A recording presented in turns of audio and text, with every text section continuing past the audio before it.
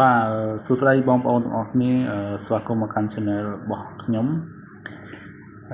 channel របស់ខ្ញុំហ្នឹងទៅវីដេអូមួយនេះទាក់ទងនឹងការញ៉ាំអាហាររបស់បងខ្ញុំពីគាត់ចង់ញ៉ាំមីហោយូរហើយតែខ្ញុំអត់ដែរបានជូនគាត់មកទេឥឡូវគាត់មកគាត់បានកំងមីហោញ៉ាំ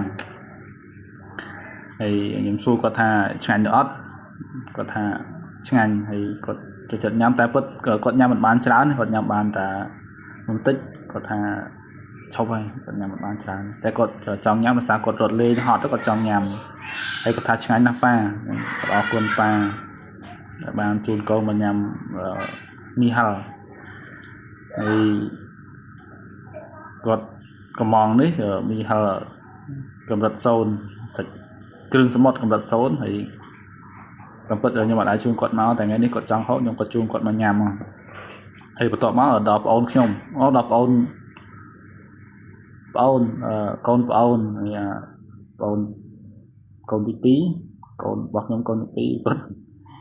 សប្បាយមែនតើគាត់ថាគាត់ចូលចិត្តញ៉ាំគាត់អត់ញ៉ាំអីច្រើនគាត់ញ៉ាំតែទា2ហើយនឹងប្រហិតនៅក្នុងមីហឹលហ្នឹងទេគាត់ថាគាត់សប្បាយចិត្តហើយគាត់ព្រមមកខ្ញុំមើលហើយគាត់ថាឆ្ងាញ់ចង់ញ៉ាំនិយាយទៅកូនបើកូនទី2របស់ខ្ញុំនេះគាត់រពឹសណាស់គាត់